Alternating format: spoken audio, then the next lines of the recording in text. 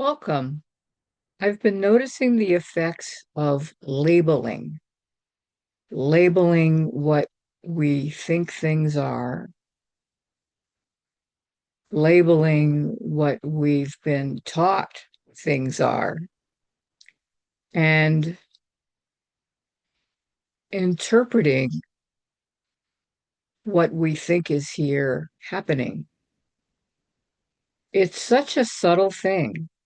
It's not noticed unless it's done so with intention. It just, it's just a happening. Uh, we've been taught to label everything, including ourselves, which of course is the cause for a profound separation.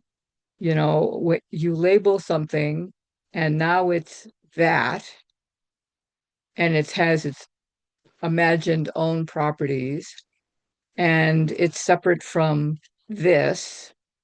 And, now we're often running with this uh, basically imagined world with all these different things. Now I'm chuckling because, the appearance of things, it seems just like that. And so you may remember in previous uh, conversations, I talked about seemings.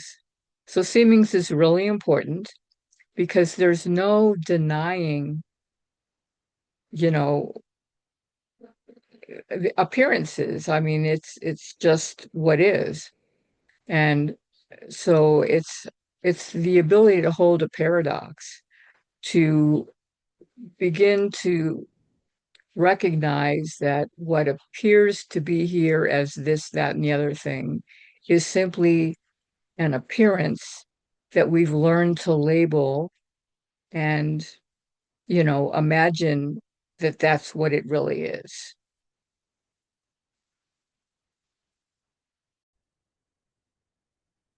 Thing about labeling, however, is that's what or that's how our psychological framework came into being. We learned these labels early on, the names of things, and then, we're children, we're learning language. So naturally, it's not recognized that chair really isn't that, that what we call chair really cannot be described or defined, so it's kind of a working process here. But when these labels are held more loosely, when it's understood that nothing is as thought is declaring it to be, then there's kind of more of this spaciousness and less definition, less definiteness. Um, the other day I was having a conversation and just had the opportunity to see just how um, being so attached to labels and objects being a certain thing, um, just, I could just feel how it takes us away from ourselves, away from direct experience. And, I mean, nothing is wrong. It's what we learned, but there is really such a possibility to begin to appreciate this paradox that nothing is the way we're holding it to be. And these labels are simply reference points.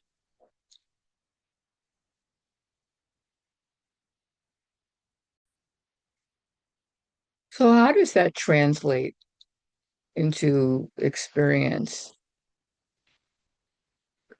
Thought is noticed more for what it is. energy simply, you know, appearing and disappearing.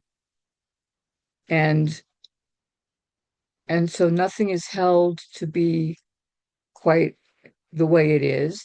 And so what does that mean? It means that uh, all the things that thought is popping out that create worry or distress or interpretations that are made or comparisons that thought makes or qualifying, this is wonderful, this is terrible, uh, I can't stand this, this needs to stop.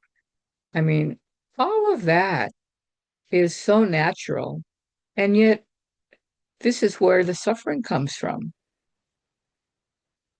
Y- You know, it really requires looking into for oneself because I can't explain it. Uh, I can't explain it uh, as fully as I would like to. But when any of these thoughts are appearing, there can be a pause, there can be a breath, there can be uh, attending to sensation right here, right now.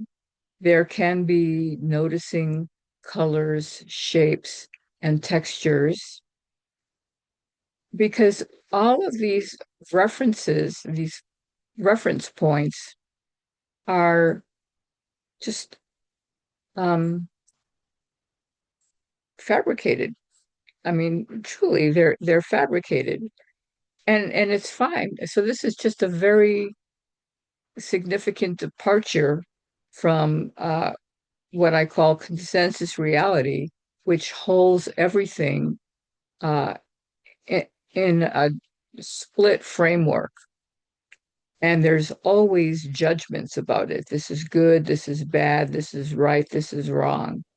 So it's just a different orientation that I'm inviting here to look into.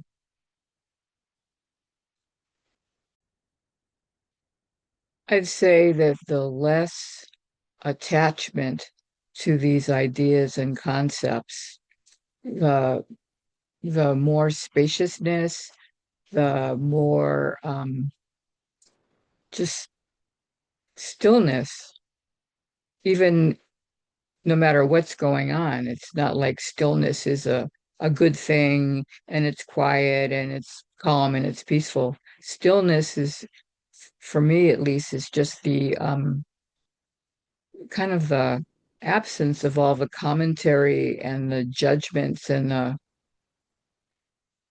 the thought activity. So, you know, I do my best here to try to share this experiencing directly. I find it really hard to talk about because, in the stillness, there's just not a lot being thought about, but it's it's available.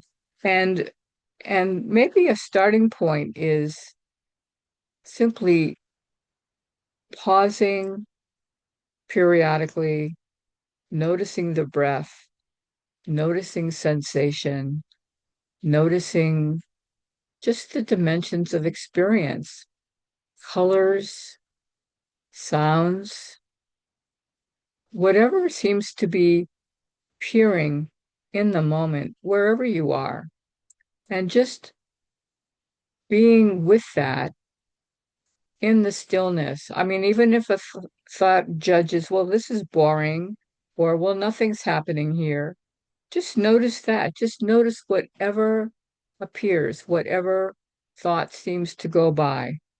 And the more ability to just notice whatever is appearing and moving and disappearing, the more it's being able to be noticed instead of attached to, clung to, believed, argued with.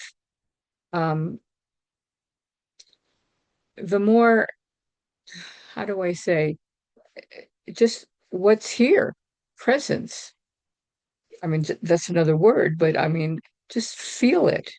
Just feel this presence. This is always here. This is indisputable. And it really can't be labeled anything at all. I mean, we do our best to have a conversation, but this is the invitation. And just see what is here. Let reality show you instead of the habit that we have of labeling everything and telling it what it is, because that's what we've been doing. That's what we've been taught. We've been taught to tell reality what it is, and we didn't even realize that's what was happening. The labeling is telling reality what it is.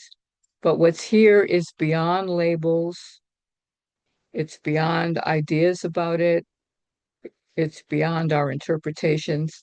So just play with it, play with experience, just notice and have fun doing that. And I appreciate our conversation.